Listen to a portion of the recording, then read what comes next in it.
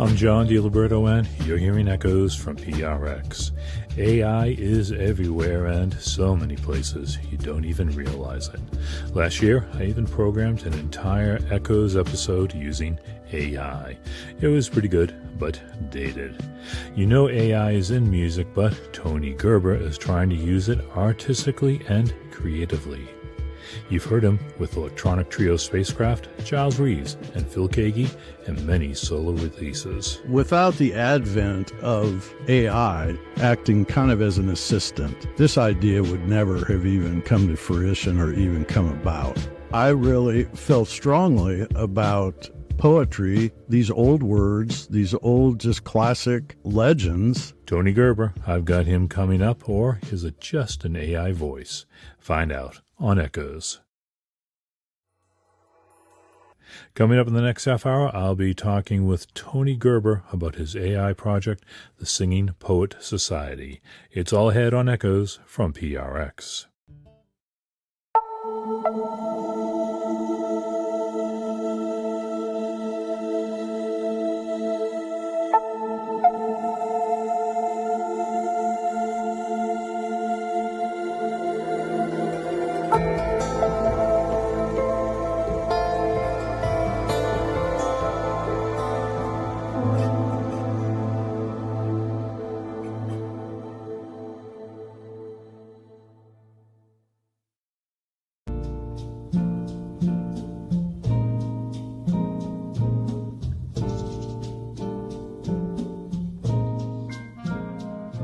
You're hearing Echoes from PRX, and I'm John Diliberto. Tony Gerber is a musician who's been on the scene for a long time. He was a member of the Nashville-based electronic trio Spacecraft in the 90s and has collaborated and recorded with musicians like guitarist Phil Keaggy and electronic artist Giles Reeves. And Tony likes to play. He's an improviser, whether twiddling synthesizers or playing Native American flute. But now he has a recording out created in AI as the Singing Poet Society. We are the Singing Poet Society. And they sound scarily good. Look back for an old poem that you used to recite. Plug it into that software just right. We are the Singing Poet Society. I'm talking to Tony Gerber on the Riverside app. He's in his studio in Nashville. He presents a shaggy visage, a bit like Jerry Garcia, with long grain hair and a full, just short of Duck Dynasty beard. As a musician, he's predisposed to improvising, but over the last year or so, he has plugged into the AI revolution with a project called the Singing Poet Society. The initial inspiration was my brother actually contacted me and said, hey, there's a new application out on the music side of the AI that's pretty interesting. So I went online and took one of my poems and put it in, created a bluegrass song. Or actually, I wrote some lyrics on the fly and put it in a bluegrass style and created a song kind of for an anniversary for my wife. Then I started thinking about Robert Frost and Poe and Tennyson and all these other poets because I write poetry too, and I have had an interest in that my whole life. So anyway, and in the very beginning, most all of the music was 100% AI generated. But if it had to perish twice, I think I know enough of hate to know that for destruction I... Although Tony Gerber plays Native American flute and guitar, he's best known as an electronic artist, so he was ready for the revolution. I was using computers, as a teenager, as a 15-year-old, 16-year-old, and early video game guy, and just the different points in technology have been very inspiring to me pretty early, a couple years earlier than the public usually. And the last thing for me was the virtual world. And that was 18 years ago. And the virtual world has been great we can still do it, but it really didn't go where I had envisioned it might have went. So now, all of a sudden, AI has come into the fold for me as a technology person, and I've got supercharged and inspired again by it. It's not something that is like takes your creativity away at all as a creative person. It's quite the opposite. Tony was inspired mostly by early American and English poetry, all in the public domain. We're talking poets that you only have to say their last names: Poe, Dickinson, Tennyson, and Whitman. And these poems suggested different music environments. It's like these public domain poems, and there's thousands of them, and so I go through and I read through and I find the ones that I think would make a good song. And then, sometimes they speak out like El Dorado from Edgar Allan Poe. Well, that just shouted out, some kind of Texas 1930s type of something. Gaily be died a gallant knight, in sunshine and in shadow, had journeyed long, singing a song in search of El Dorado. El Dorado's bluegrass is not the norm for the Singing Poets Society, which tends toward a more ambient sound. So when I first started this, I couldn't put my music into it. So it was very interesting, and I was learning a lot and very entertained, and really created some cool stuff that are kind of cover songs. They kind of sound like Allman Brothers, or they sound like, and that's just, that's the way a lot of them are. In fact, early on, you'll hear tunes done in a myriad of styles, from blues, country and western, bluegrass and jazz. On the beach at night alone, as the old mother sways her to and fro, singing her husky song, as I watch the bright stars shining. There are some interesting mashup kind of things. One of my favorite ones, which doesn't have anything to do with my music, is one called The Wanderer. And it kind of sounds like if Daniel Lanois and Ralph Stanley got together and did a piece. Oh, well, for him that finds a friend, or makes a friend where'er he come, and loves the world from end to end, and wanders on from home to home.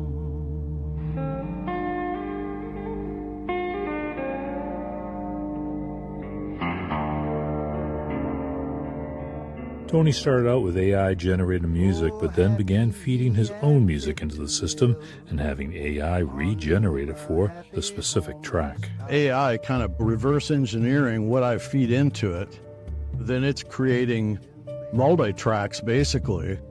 It's kind of like if I was taking a real tape of my music and I cut it up in pieces and I rearrange it and play it back and listen to it. I mean, one, it's exciting to do that as an artist. It's fun to do that and hear how your music might sound arranged in a different way like that. And AI is real similar when you feed one of your recordings in. It's my recording that I'm putting in there, that it's basing the stuff on. Now, how it slices it up and how it rearranges it and exactly how it gives it back sometimes, I'm not exactly sure yet, We have a little garden, a garden of our own,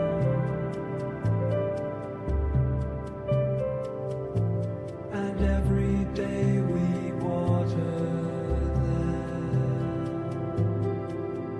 the seeds that we have sown. The most uncanny aspect of the Singing Poets Society is the singers, in that there aren't any. Are there any singers on this album? All of the vocals, as far as on the album that was released, I describe, you describe how many vocalists you want, if you want male or female, if you want to. a lot of it is, when things are created, it creates maybe 4 versions. Tony inputs cues into AI. When I have a particular poem and I kind of think, well, I'd like a female vocal and I would like something that's kind of Northern Scandinavian or Icelandic, or you put in things like that, and you put in maybe space music or ambient, or you can even say like ambient Americana.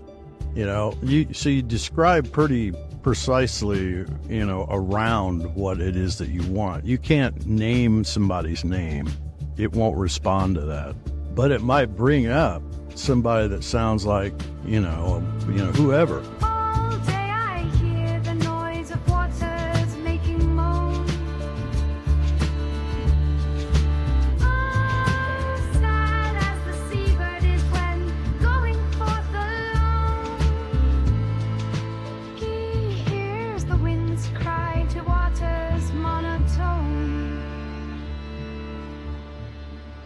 Okay, well, let me ask you a question. You spent so much time with us, way more than I have, hearing these voices.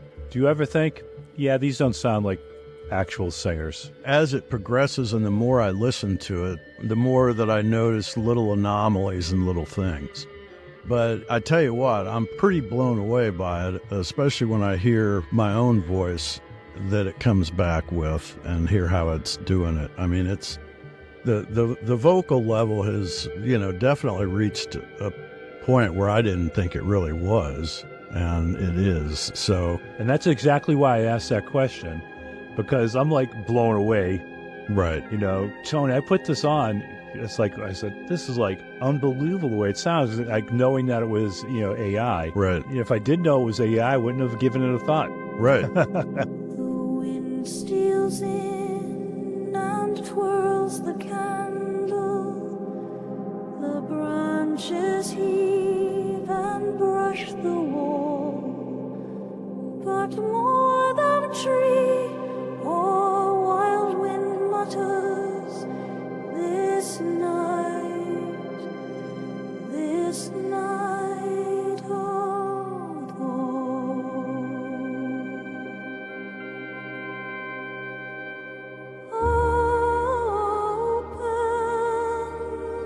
a cry sounds and I gasp. Opened and hands beat door and wall. Opened and each dark echo mutters. I rise a shape and shadow tall. Are there 15 singers out there who are thinking, I could have done vocals on that album? I've already talked to some, and I mean, if I was able to do that, believe me, as somebody that's been into live music my whole life, if I was able to afford and make it work to where I could hire all the different genre players and different style of musicians and go book studios here in Nashville, I sure the heck would, But that's not going to happen. In a way, that might be missing the point, because Tony Gerber has created a sound that session musicians might not be able to obtain. A sound that is uniquely AI, just like Tangerine Dream is uniquely electronic. He danced along the dingy days, and this bequest of wings was but a book what liberty a loosened spirit brings. He ate and drank the precious words, his spirit grew robust. He knew no more that he was poor, and sees he nor that his frame was dust. Without the advent of AI acting kind of as an assistant in this particular case, this idea would never have even come to fruition or even come about. But I really felt strongly about poetry, these old words, these old just classic, legends. A woman was playing, a man looking on,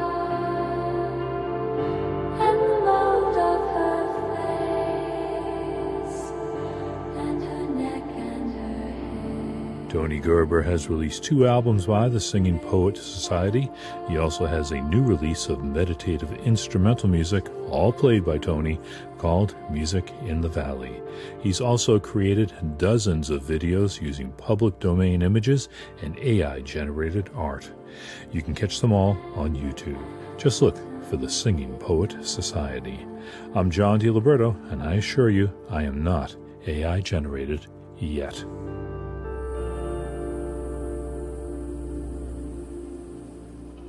I will have a link to both of Tony Gerber's Singing Poet Society albums in the posting for today's show, as well as the playlist for today's show, and that has links to everything you're hearing on Echoes today. Right now, here's a track based on a poem by James Joyce. It's called All Day I Hear Noise of Waters.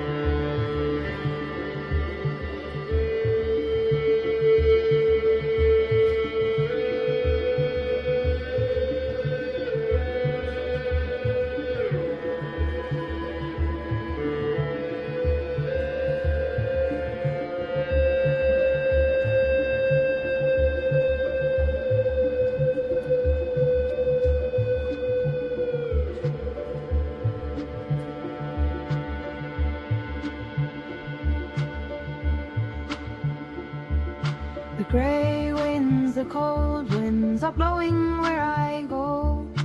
I hear the noise of many waters far below. All day, all night, I hear them flowing to and fro. Oh.